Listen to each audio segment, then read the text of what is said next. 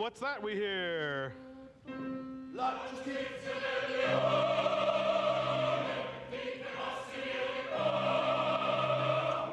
We'll figure this out. Who needs to help? It's just boom, boom, boom. This opera is like no other opera I've ever directed before because all of the action, in a way, has taken place before the opera even begins. There's all sorts of murky text explaining what's going on in the story, so when we see you guys, it's like, ah, once upon a time. Okay, let's give this a rumble. Jacopo has been framed for a murder, but he's getting nowhere, and his father, the Doge, is caught between a rock and a hard place because he is the representative of law in Venice.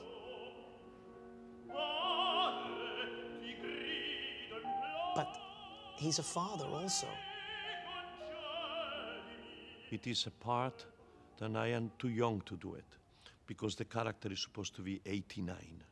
So that's very, very amusing because, of course, today any character that I do, they are, you know, they are younger than my age, you know.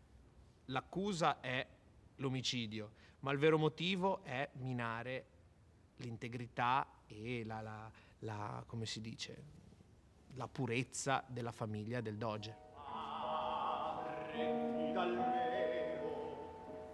In quest'opera Lucrezia è secondo me, il vero motore di tutta la vicenda.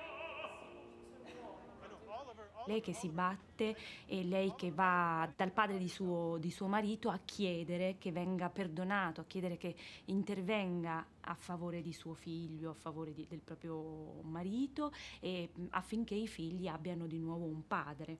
Lei lotta in maniera estenuante per proteggere il marito e lui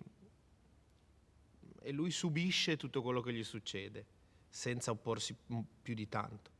E Verdi la mette a nudo quasi davanti al pubblico perché veramente le fa esprimere tutte le proprie capacità.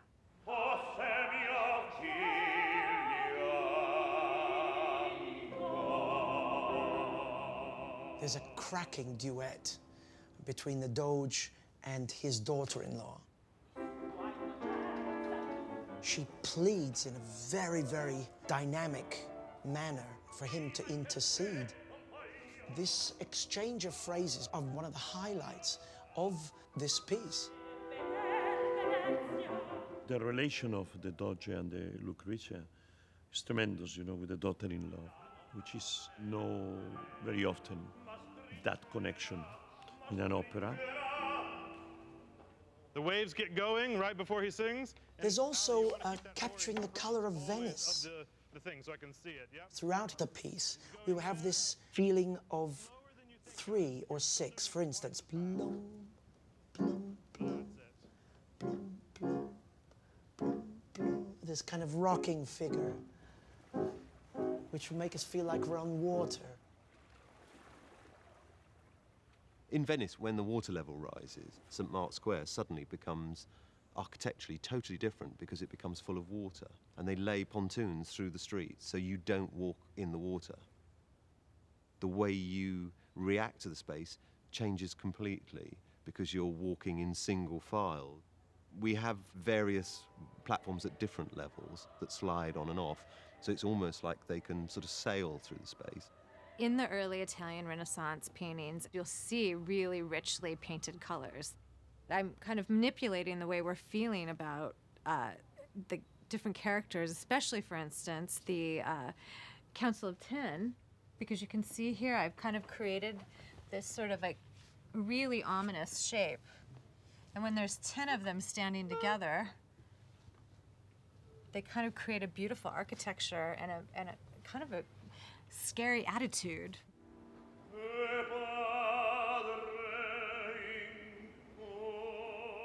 The Doge cannot do anything to save his son because of the power of I Dieci, these 10 powerful patrizi.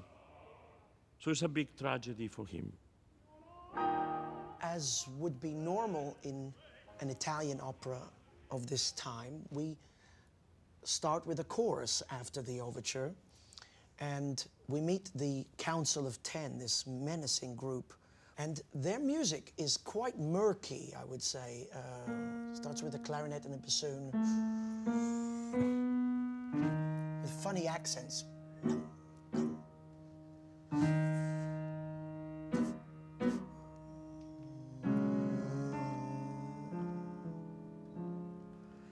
They do a lot of their work in the shadows, and they use the word silencio, silence.